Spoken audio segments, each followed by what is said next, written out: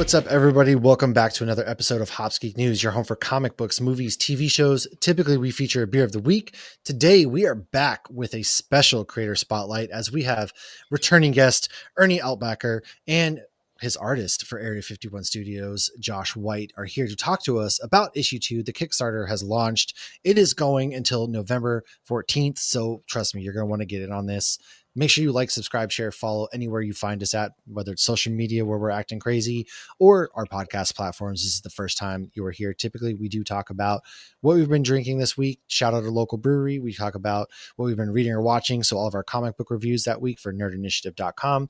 We go into some news, then our main topic. However, today you guys get the juice. We're going right into it with our friends here. So before we get to our first time guest, Josh, we do have Ernie, who was here a little bit ago, and he's had quite the stellar. So Ernie, why don't you kick us off? I know you got a good beer there. What are you drinking, and how has life been since the last time we talked? Oh, well, you know what? I planned to get a more microbrewery beer because I know your beer game is so strong.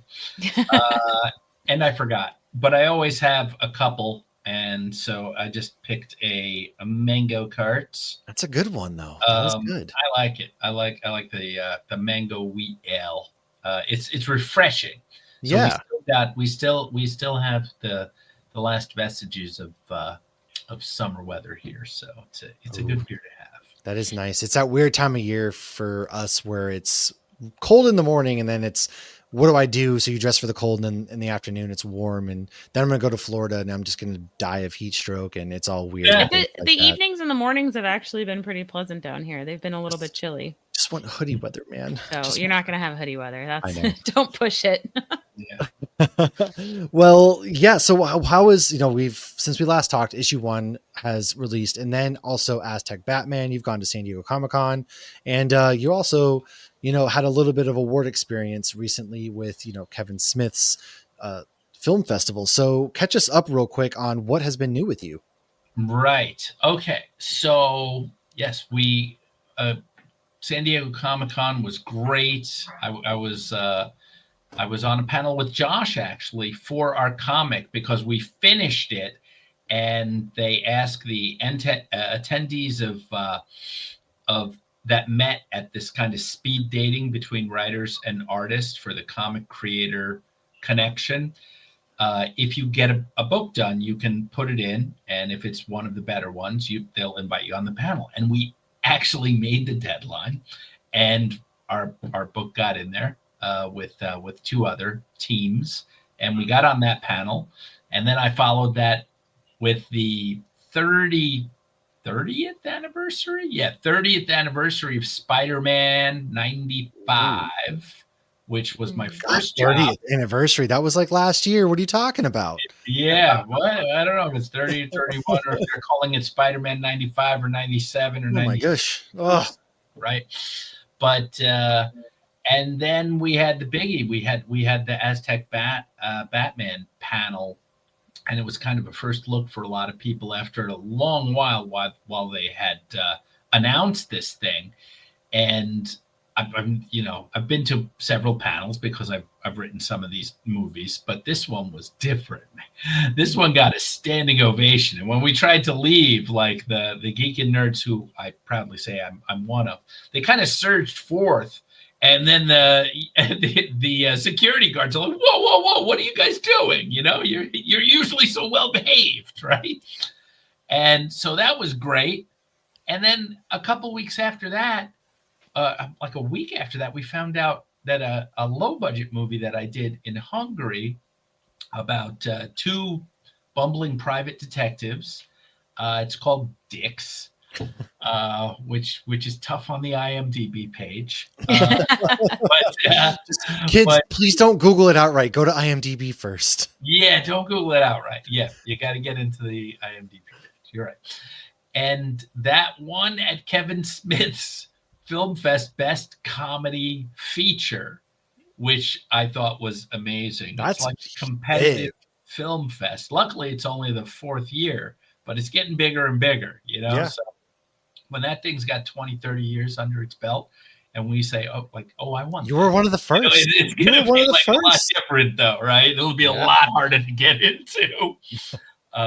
So great things, and then Josh and I knew that we were going to be doing issue number 2 after we did June. We did the campaign for 1, and then I was like, I don't think we can do it. And Josh was like, come on, we can do it. Come on.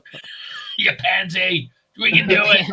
Oh, okay. He has all this new space in his house now, as he has said. So you guys got issue 2 coming out. And now, before we do get to that, Josh, first of all, welcome to the show. The man behind the art that you get to see in this. We like to start off with, what is your origin story? Everybody has an origin story in this geek world. What got you started in the world of comics and artistry? Well, I mean, man, I've been watching pretty much all the, nerdy stuff. Grew up on Star Trek forever. Star Wars, just, grew up going to the comic shop. And at the time, like when I started getting into comics, Image just basically hit the shelves. Like they just broke away from Marvel, all the big guys. And so you've got Todd McFarlane putting Spawn out. So I remember buying Spawn #1. And then, you see it now at shows for like, $1,000. And you're like, do you still have issue 1? No idea where it is. Oh, no. So it's somewhere. I don't know where, but it's like, you're going to find it one day and you're just going to be it's going to be shining in gold. Oh, yeah, that thing worked. He was a little kid. Yeah, oh, yeah, it is. That thing is totally. Oh, my gosh. So, alternatively, I've kind of been drawing forever. And, I kind of ended up, diverging a bit when, I needed to actually get real work and make grown-up money. It's the worst. I ended up going into, graphic design and web development and that kind of thing. And so it wasn't until COVID hit that I really kind of started going back to thinking, if I'm really honest, I kind of want to do more illustration stuff as I get older. And so it kind of gave me a natural break, as many people found, to be able to kind of pursue things you wouldn't ordinarily have time for. So, I just started getting back into it. And it had been probably 10 years since I've illustrated anything. I did this thing called Lemur's Legacy like a long time ago, which was a little, comic series with some graphic design. And we did it was a trading card game that came with it.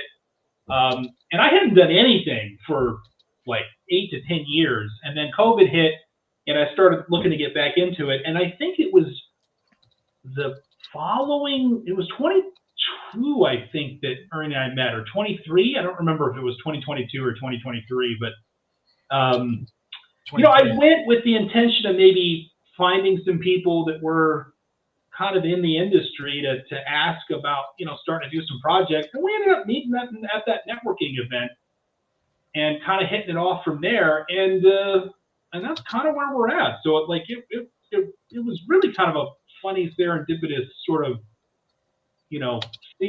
sequences of events there. So it was cool. Life finds a way, it brings it full circle. And for as annoying and rough as COVID was, it really seems like getting to do a lot of these interviews and things like that, and is just cool to see how it works for some folks like yourself. You got back into it, and now here you guys are, launching issue 2 of Area 51 Studios. So kind of like, what was it like dropping issue 1, and give us a little quick recap before we go into issue 2, and what has this world been like for both of you in the collaborative experience in the collaborative space? I'll start. I'll say Ernie and I, weirdly, neither of us are very cutthroat about vision, precious about things. Yeah, that's a good term. I'm trying to think, we're pretty, strangling our darlings is not, I don't think there's not many hills we're willing to die on. Mm-hmm. So collaborative, we actually work really well together because we'll both pitch ideas back and forth on what we want to do with the artwork. Hey, I can we write this in here? And it's been a pretty good experience from that standpoint. I think we're getting a lot of mileage out of collectively, adding our nerd fandom spheres of influence together to get something weird on the other end. So that part's been really good. The campaign's kind of been a roller coaster because you research as much as you think you can prepare for, like Parenthood, right?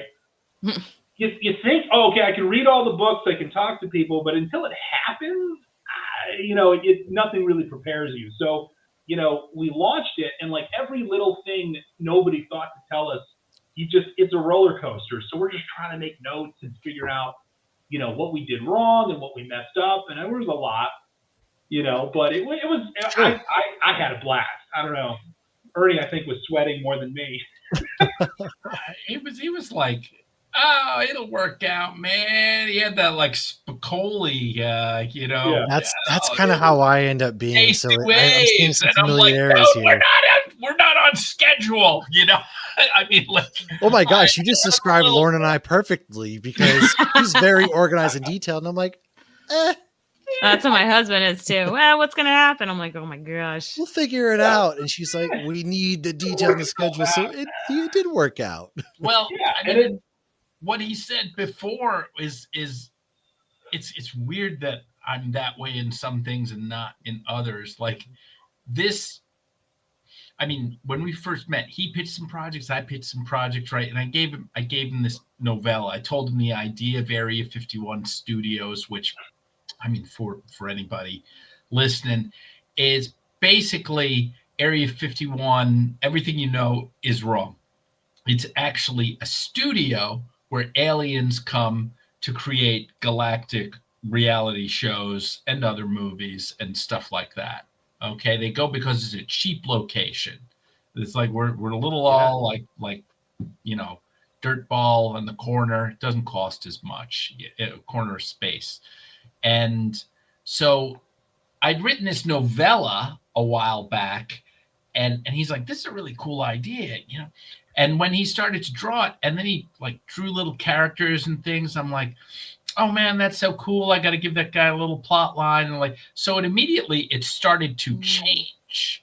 And plus it has to, because the novella is incredibly detailed with all these like hat tips and nerd things. Like there's so many planet names or language, alien species names that are word jumbles of authors that I like. Oh, that's fun. Like there's a lot of stuff like that. And he's like, oh yeah, let's keep as much of that as we can. And it's like, I'd like to put in a couple. And I'm like, sure, put in a couple.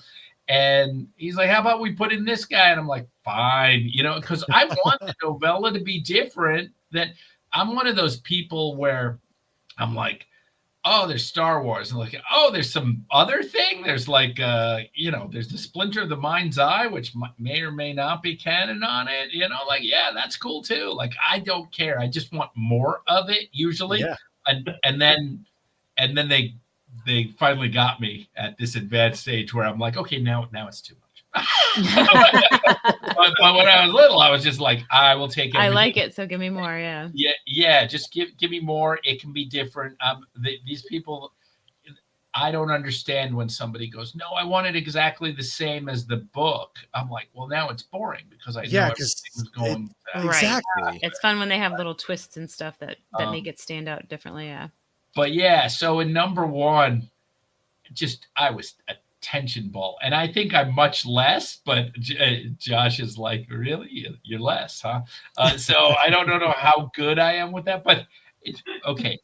You probably know a lot of Kickstarters, people who run them or whatever. You're supposed to have a bunch of followers beforehand. People are like, oh, you have 100. No, I have 200 minimum. We did the first one with 8, and those were 8 names I put in. Like one was my sister, Josh, right? And then I was telling somebody, I'm like, well, I got to get more followers than the last time. It's like, how many start with the first time? And I go 8, and he goes, excuse me, 80? And I go, no, 8. No, 8. He's singular number. And he's like, wait, what? He said, and Kickstarter let you go? They must have not been watching. They would have pulled back. And when I first did it, they pulled people back because they were like, "You're not ready." So we just like went and they trusted us to do it. Yeah. So this time we're like, we're making different mistakes. We're like, there's a draw me in. There was a draw me in character, and we're like, maybe we'll get one, and we ended up having 4, and we were like, oh, we don't have the space to put it in. We're gonna have to repanel. Josh is like, I was like, right. So this time we go. Obviously, we got to do the draw me ins. Like somebody might want to redo it or a new person. Well, 3 people have taken us up on it during the 20% off sale.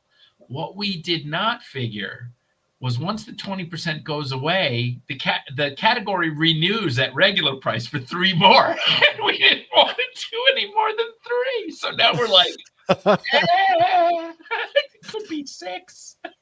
Yeah. These are the best stories. So do you think you'll end up going past 3, or is that your plan to do 3? Well, we're kind of committed now. Yeah, no, we're committed. If somebody takes it, they're in. Like it's on there. You can't say no. Like Kickstarter's, it's like nope. It's out. They will come to your house and kick in the door, but you have no choice. Well, the second it's interacted with or somebody buys it, you can't even modify the description because you're changing the conditions of the. Oh, you can't change a contract. Oh, yeah, that makes so sense. be like, oh, I can't go back and rephrase what you get. Like you're locked into whatever you launched with on that item if someone takes you up on it.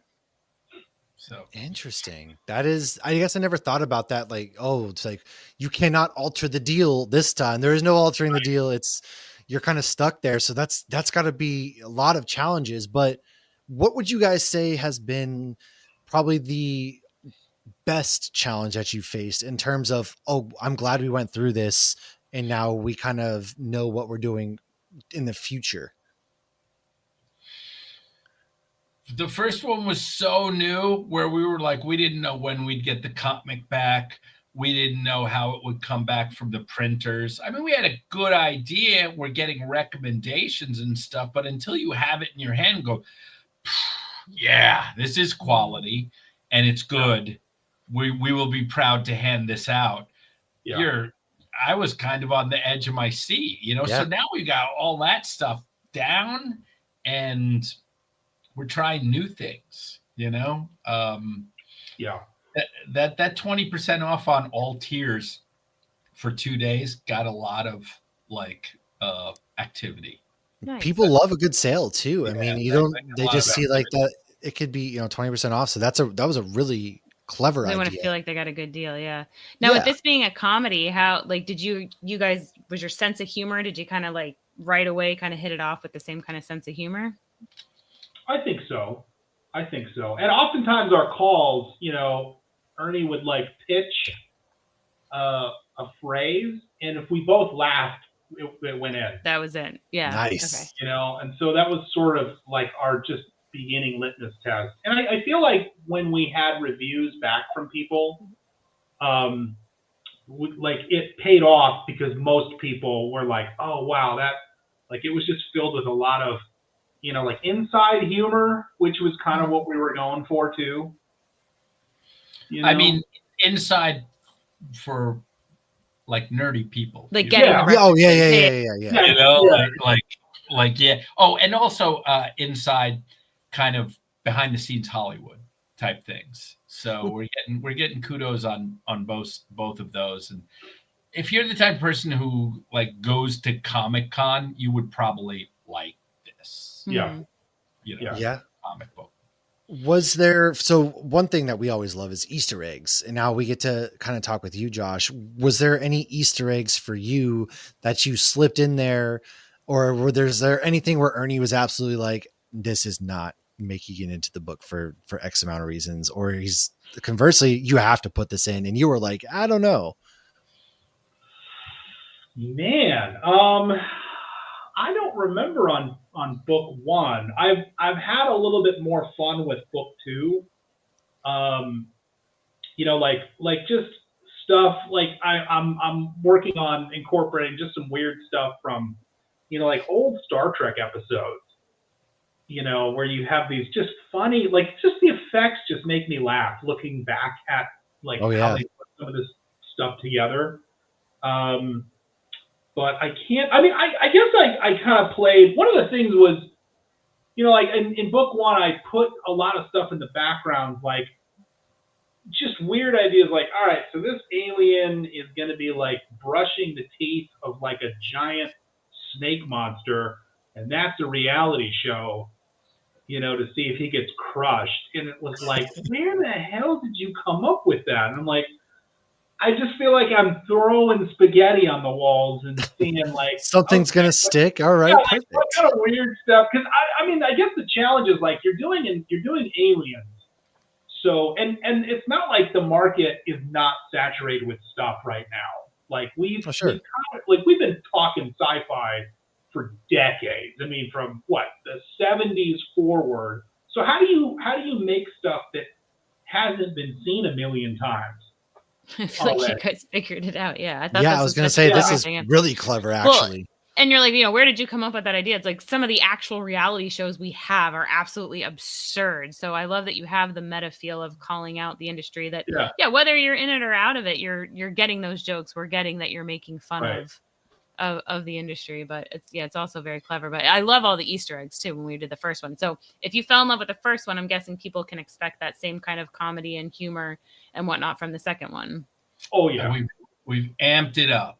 So it's there's even more better. of it. You know, it's like I mean we kind of, even though we took twice as long to create number one as number two is more packs because all the character designs of the main characters are now done, and that was a lot of fiddling with Josh and, you know, myself helping over his shoulder. I don't think it's quite right.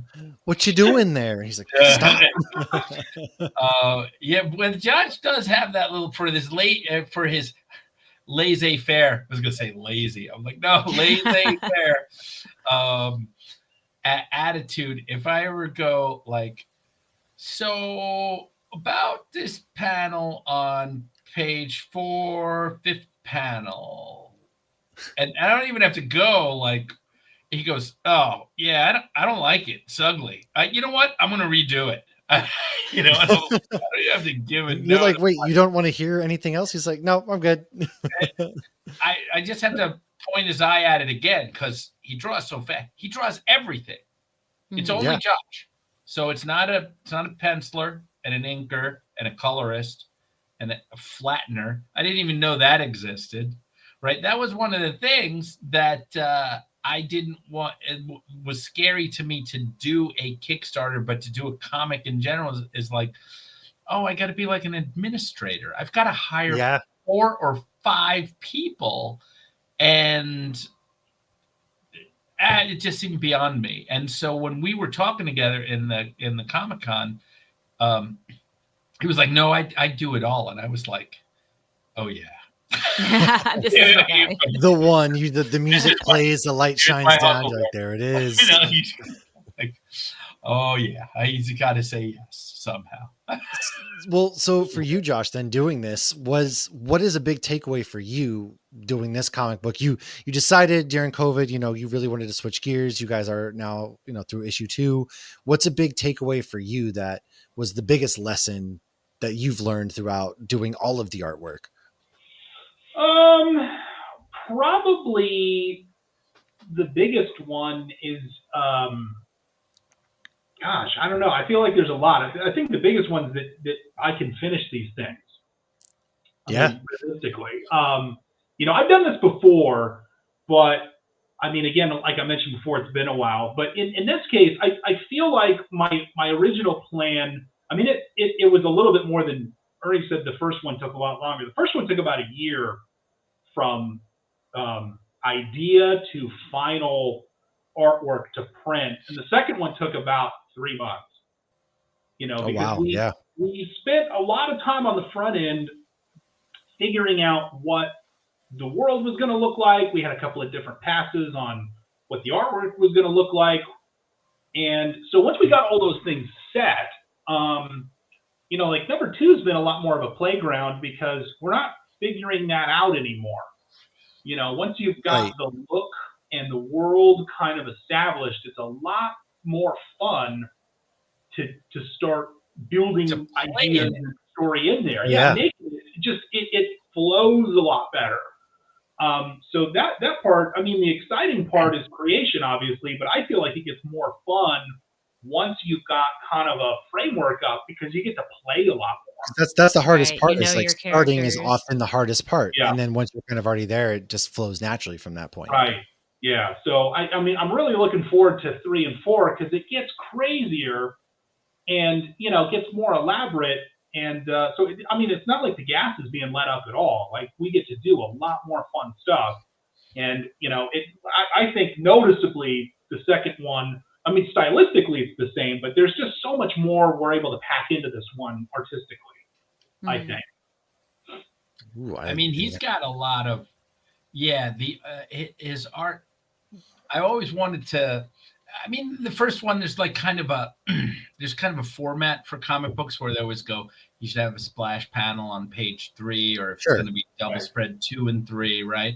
So we had 1, right? And the thing came out like, so do we only have 1 in issue number 1? I think we only have 1. Yeah, there's 1 double spread. Yep. Right. And so I was like, well, you know, those are his strengths and he wants to draw. And boy, we could use some prints, right? So maybe we can blow those up at some point. Oh, yeah. Like use it, right, as another category, which other people have been telling us, like, use his art. And like, we don't have enough of it. Or no time. Because he also wants to do one of the alternate covers. And I'm like, no, we have some money. Let's hire other people for the alternate. He's like, no, I have this idea. And he did it. He didn't tell me. And then he just showed me it. Yeah, we got on a call and I was like, hey, dude, check this out. He did a Star Wars, he did a Star Wars thing. Cool. I mean, it's like, we would have sent you some pictures, or we can if you put the show together, you know, like if you take time, or I don't know. Are we live? Is this going to be? No, it's not live. I can drop this on Friday and put it together tomorrow. So yeah, I absolutely can do that for sure. Well, Josh can send you some of the covers. I mean, we have. I did get an artist, a fancy one that I'd met with a while back at a Comic-Con. His name is Livio Ramondelli. He does a lot of Transformers work for IDW and Star Wars covers. And he pitched the idea of doing, you know, ZB in the Matrix on the roof, except he's on the phone giving script notes. So he's holding in his back, like, and the bullets are like coming at him and stuff, right? And it turned out fantastic. And I was like, all right, we're just going with 2. And then he comes out and he's like, no, I did one on the side. Now we got 3. You got to have 3. Like, come on. You should have been done with the pages. We're not on. He's like, where are we at with inside the book? He's like, don't worry, we got that. This was an idea I had to do. He has to go where the art calls him. Yeah. All right. So, I mean, that, so in this one, that the book's a little bit longer too. I think it's like 23 pages, but we have like 1 double spread and a couple splash pages like put in there, and they are amazing. They're like beautiful. I don't know if they look better than the rest of the book, actually. The paneling, you know, but I've got a pet peeve of when I get some of the Kickstarters that are actiony and they have very sparse dialogue, and I'm done in like 5 minutes or 7 minutes with the comic. So mine's really chewy, and there's stuff going on in the background, and we have background dialogue stuff. See, I love stuff like that. Yeah, because it really the pages. You're gonna miss something, right? But that forces you to appreciate the art and take the time. Because I feel like sometimes people are like, "Oh, my comic stack is so big, I just got to fly through these." It's like you forget. No, you're supposed to stop and look around and enjoy it. Appreciate what's inside the pages, because you know the words and the art it's all very big, together. One big experience, and there's don't go too fast. Just enjoy it too, because plus the background, you know, the background characters and what they're doing, and the aliens also reveals more of the world. And you know, we still have to get just make our stables of aliens bigger, because we get to this place at the end of number 2, which is like a UN of aliens where we need a lot. Cool. So it's like, okay, we have a bunch of ones, like, no, he's putting them in, So you have all the characters on the wall with the names and the planets and all that to try to keep it all together? No, I wish we were that organized. Just you're one of those that just keep it in the brain and you have it all up there? I have most of it up there, but there's other things where I'm like a dory fish now, and I'm like, what? Say that? I do it to Lauren all the time. I'll be like, who came up with this idea? And she goes, it was at one of our panels, and I was like, huh. And then he'll send me back, did you know this about this movie? And I'm like, yeah, that was in our panel too. Yeah, sure. I was like, I'll send you the notes. Like, you guys feel free to edit around me drinking my beer. Hey, we have hops in our name. You are perfectly exactly. good. We started as a beer show, raising money for breweries to pay their people during COVID. And then Lauren and I discovered a love for comic books, movies, and TV shows. So that's what it's here for. And we really appreciate you guys getting to share these stories and everything with us. Lauren, before we kind of find out what things they have coming up, is there any other questions that you wanted to touch on? So Aztec Batman came out this year, the animated movie about Aztec Batman. So I actually watched that, and this was very uniquely done because obviously it's characters, it's Batman characters, but we're going back centuries and we're getting a lot of Aztec culture and a lot of history in this. So I just wanted to add, because I want to keep this brief, a couple questions. What inspired you to write such a historical fiction kind of comic story with Batman and Joker and all these beloved DC characters? Well, they came to me, actually. My manager also produces films upon occasion, the management company. Like he was behind Book of Life. One of the clients at my company is Jorge Gutierrez. And so they produce stuff from time to time. And so he also has a partner, and I had worked for him called Hello Anima in Mexico.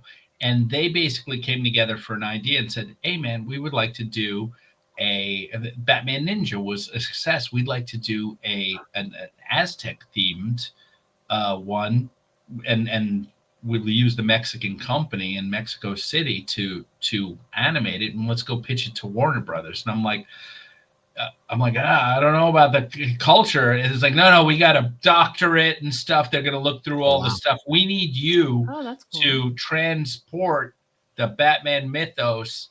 And I was like, well, I don't want to do it as a time tunnel. I want to do how it would organically arise, maybe using those historical guide points of Cortez and putting the rise of Batman into it. And they're like, that sounds incredibly hard, but go for it. It's like, it's harder than it needs to be, but go for it. And I went for it, and Warner Brothers really liked it. Sorry, that was longer than that was. No, but you answered the next couple of my questions too, because I love the there was like so much historical accuracy in there too, and like I'm not super familiar with the culture, but how you said you had somebody with a doctorate on there, so I'm guessing that a lot of really the garb and everything. The artist had all this stuff. If you look through it, there's no blue, because blue is only on Moctezuma. It's for the gods only.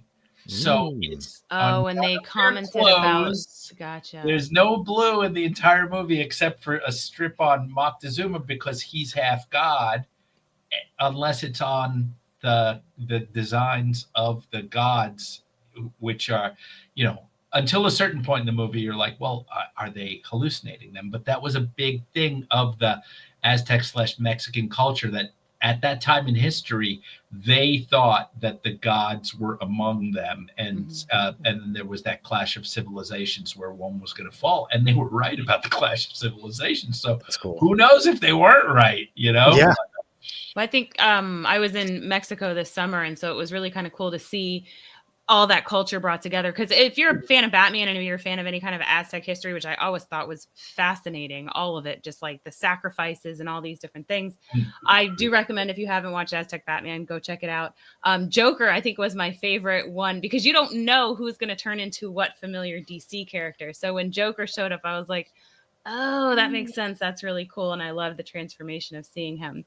So that was, I really enjoyed that. And this is rated R though, kids or parents. So I will tell you that.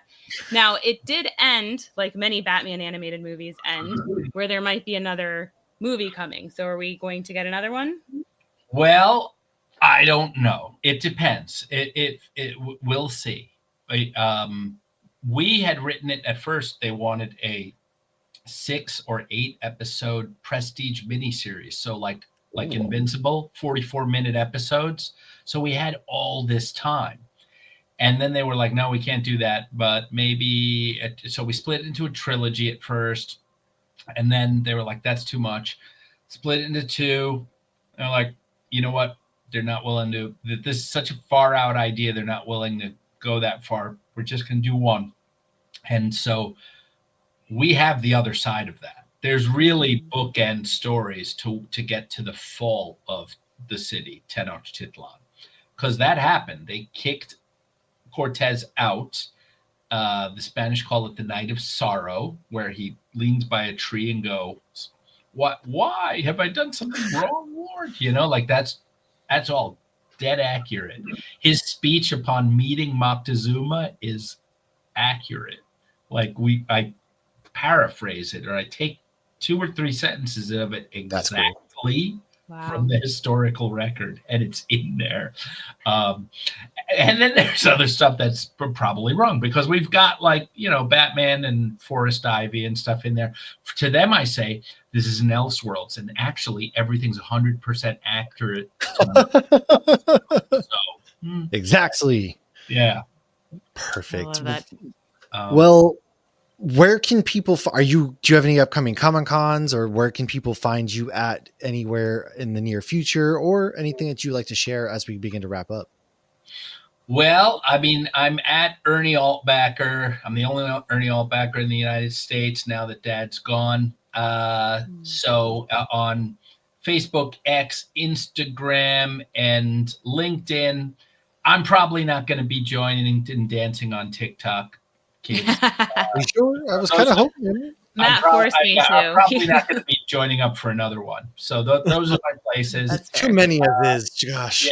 Yeah. I'm like, that's it. It's overwhelming. And we're just working. I mean, we're working on 2. We're hoping, then we got to make the turn and hit 3 by February. So that'll be here. God, I wish I could announce something, but I can't. It's a little early, so we'll see. If you'll have us on for number 3, maybe in February or March. It's already booked. Yes, absolutely. All right, I'll do something. Josh might be going to a Comic-Con or something. I won't go to anything aside before WonderCon next year. I don't think. Perfect. Well, Josh, what do you have coming up, if anything? And then where can people also find you? I'm at JW Illustration almost everywhere, or JW Illustrates, X, Instagram, dancing or on TikTok. Where I'm gonna find. Yeah, I do have some stuff on TikTok, but man, I could not commit to the grind of pushing. It's exhausting. Videos. It is a lot. There's 2 of us, and we're not great at it. Yeah. I know, and oh man. Oh wait, Josh, tell them about our secret link that you set up. Oh yeah, so yeah, we've got a couple of they're called secret tier rewards. There's going to be a couple of links if you want to catch up and get issue 1 and 2. We've got a link for that, so you get 20% off of that, and you'll just follow that link, and you'll see one of the reward tiers will highlight as a secret tier. If you want to just get issue 2 and you've already got one, there's another link that'll just get you issue 2 at 20% off. So we'll just those will and hang those out. Are print. Those are the print. The print version. Yeah. So, that is dope. And then you missed the sale if you haven't heard about this thing. But now, if you get on board, if you sign on the time with something. Yeah. Oh, and if you then write on the if you write on the message board about this Hops Geek news and then put hashtag free stuff. Last time when we had some money left over, we did some free stickers, and they were like pretty well received. They're pretty fun. Stickers. So If you write that on the message that you want the stickers, hashtag stickers or hashtag free stuff, whatever we can get, we will put in with your printed. It has to be a printed order. So even if you want something else, like a different combo of the variant covers or whatever, you can still get some free stuff because you're listening to Lauren and Nat. This is show notes. If you're like, what did he say? Hashtag what? Yeah. Show notes, guys. It's all there. The links that you guys need are all in the show notes. Everything that you need to do. And gentlemen, it has been a pleasure, Ernie. It is always a great time getting to have you on, getting to have a beer and chat. Josh, thank you so much for taking time out. Can't wait to have you guys back, of course, and looking at issue 3 and seeing all the fun places that you guys are going to be taking us around the galaxy. Lauren, do you have any final thoughts? No, I think we summed them all up. Can't wait to talk issue 3 and read issue 2, and I'm very excited. And Ernie, you told me to read Duma Key by Stephen King, and I did, and it was fantastic. Wasn't it? I really, really liked it. It was one of my, I'm still new into Stephen King. I've probably read about 8 of his books now. But yeah, I thought, and that was a great one to read over the summer too. And it took place in Florida. So that's always fun for me because I'm familiar with the area. So nice. You only have 400 more to go or so. I know. Yes. I'll give you if you haven't read The Long Walk. I just finished. I read The Long Walk, and then I went straight to the movie like the week later. Yeah, the movie was intense. I liked the twist in the movie, though. Tonight. Okay, you're going to enjoy it. Yes, let us know how you think, because I saw it opening day, and my wife and he hadn't read the book. So I hadn't read the book, so I need to read the book now. And then if you can get what he wrote under a pseudonym, Richard Bachman, Running Man. The Running Man. Oh, I'm so excited for that one. Oh man. No, but Stephen King wrote The Running Man. I didn't. I didn't know that until now. But then people forget he wrote Shawshank too. It's like it's like a novella.